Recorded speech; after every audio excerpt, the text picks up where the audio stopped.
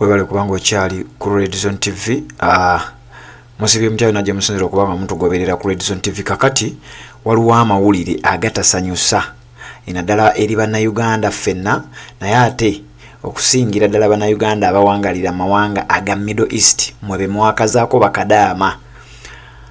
Abaana abo bakeeredde mawulire aga muganda waffe oyo erinnya sinaba kubanga ndifuna bulungi, naye nga munnayuganda oyo gwolaba mu kafaananyi akatono ne waggulu awo afunyiza ekikonde, mwana munnankyukakyuka nnyo, wabula nga amawulire agatutuukako galaga nti omuvubuka oyo abasajja bandibanga baagala kumukuulamu internal organize, ebibumba, omutima n'ebintu ebirala. Abasajja abawalabu bandibanga balina mission ey'okumubbamu ebintu bye eby'omunda.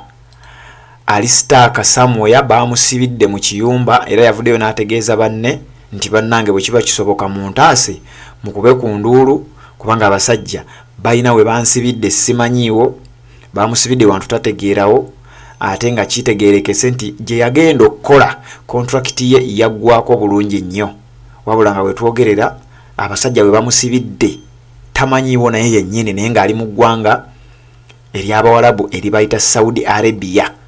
Eggwanga erya Saudi Arabia gye yagenda okukola okuba ekyeyo mwe bemwakazaako bakadaama. Musajja wattu bambi bandibanga abasajja baagala kumugjamu internal organize. Ebifaananyi ebyo mbikulaga olw'ensonga nti abasajja bazze bakola nnyo ebintu bino. Mawulire mangi gazze nga gatambula, obutambi bungi muzze nga mbulaba, abakazi abo, abaana abangi naddala abawala bagenze bababbamu ensigo, emitima, ebibumba. Kati ono kontrakiti ye yaggwako, naye abasajja bamulemedde, baagaana okumuwa passport ye, baagaana okumukkiriza okudda ewaka. Kati bambi ayina gwe yayogerako naye n'amutegeeza nti Babura bambi munsabire message eno ndowooza kangi y'engeri gye njikuteerawo wano obeere ng'ogifuna bulungi nnyo. Yali alina gwanyumya naye ndowooza nga ye Babura, naye ndowooza baanyumizanga mu messenger. Message zino omwana yazisharinze era njagala naawe nzikuteerewo obeere ng'osobola ozisoma, nneme zikusomera busomezi naye ng'osobola oziraba. Naye nga we tugenda mu kunoonya message eno, njagala ffenna bambi tubeere nga tusabirigana naddala bannayuganda bannaffe abali mu mawanga ago mwe bemwakazaako bakadaama.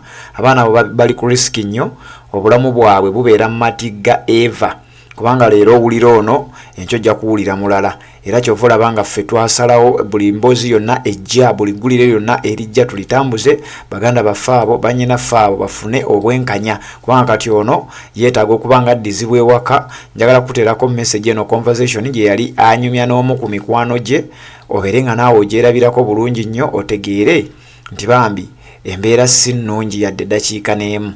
So ndowooza twandibadde twekwatakwata ne tuba nga ayina platform ey'amaanyi, naawe kola kye kimu, teekayo message zino abantu bazitegeere. Bannayuganda mu posting ensonga eno to make sure ti muganda waffe ono addizibwa ewaka. Messages ezo ze yasindikira munne gwe baali boogera naye, yamutegeeza Babula bambi munsabire, abasajja bampamba wane Saudi Arabia bannemesa okukomawo ewaka mbuba manja. Kyokka nga kontrakiti yange yaggwako bulungi nnyo era kirabika baagala kunsokoola mu nsigo yange, bambi mukube ku nduulu. Kakati n'omuntu wabakubira omulanga bwe gutyo ng'ate akyali mulamu tannafa. Nze ndowooza naffe twandibadde tukola ekyo kye tusobola ne tukuba ku nduulu, oba oliawo gavumenti weba esobola okuyamba neebanga erina ekyenjawulo kyesobola okukola. Naye gavumenti yammwe nga wogimanyi kizibu nnyo okufa ku bannayuganda abali mu mbeera bweti, wabula mubabuulire nti kati Bobi Wine agenda kubeera mu kifo ABC. Amawulire speed gye bajja okuleeta ejja kuba esusse. Omulenzi y'oyo oyogolaba mu kifaananyi emabega ali mu nkoofiira, yoyo muganda waffe bambi. Ate ekisinga okuba nga kikwasa ennaku nti mwana wa Struggle, mwana wa nkyukakyuka nga w'omulaba awo, akkiriza mu kulembeze Robert Kyagulanyi Ssentamu, akkiriza mu nkyukakyuka mu ggwanga lye, era muntu wa mwoyo gwa ggwanga bambi ayagala nnyo eggwanga lye. Kyova olaba ng'abadde ayagala kudda waka.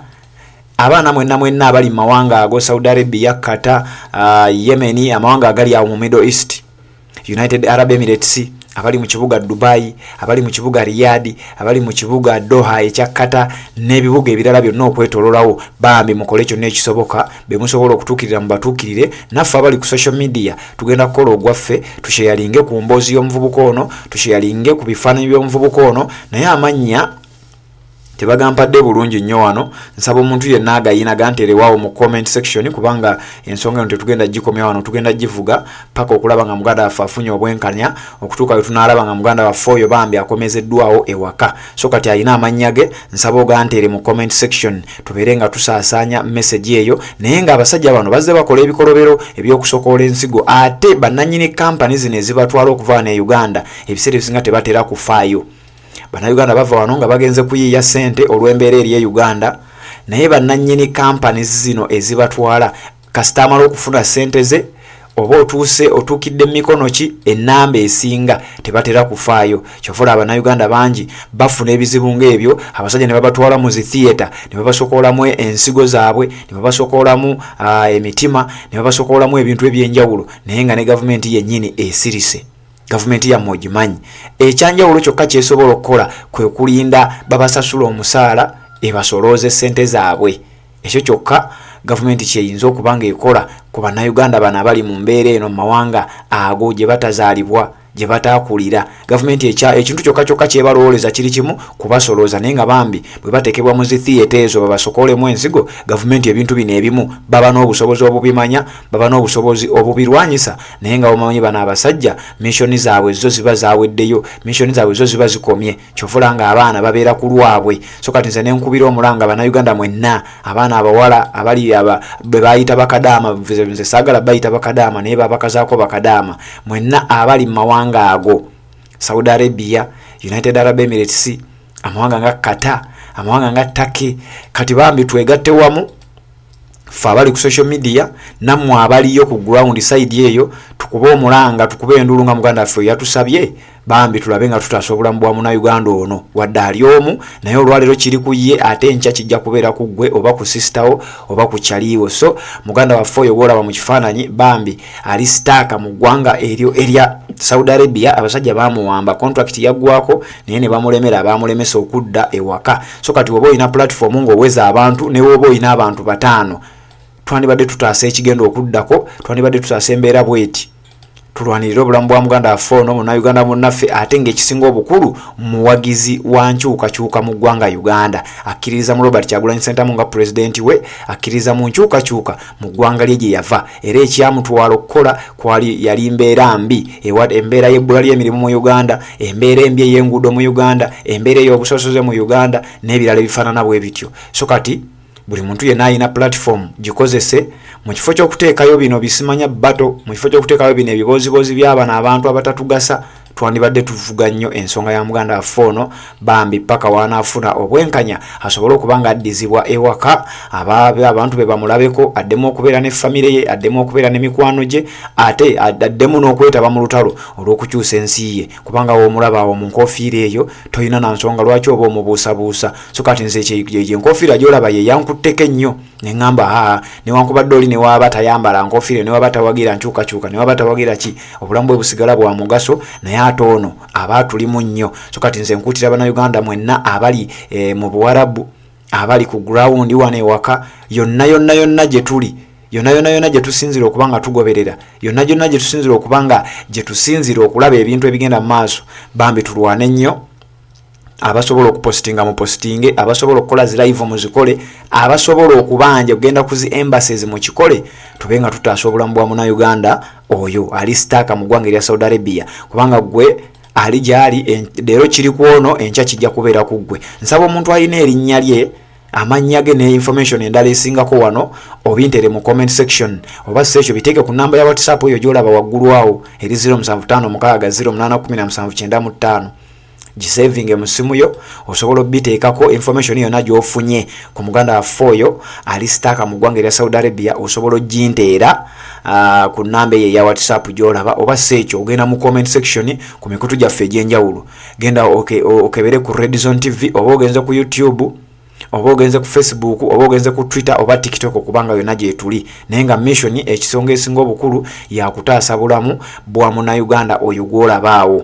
Bambi amannya ge sigafunye bulungi, naye kyenyinza okuba nga nkutegeeza omulenzi oyo ali sitaaka mu ggwanga erya Saudi Arabia, era yasabye tumubeererewo, tumupostinge.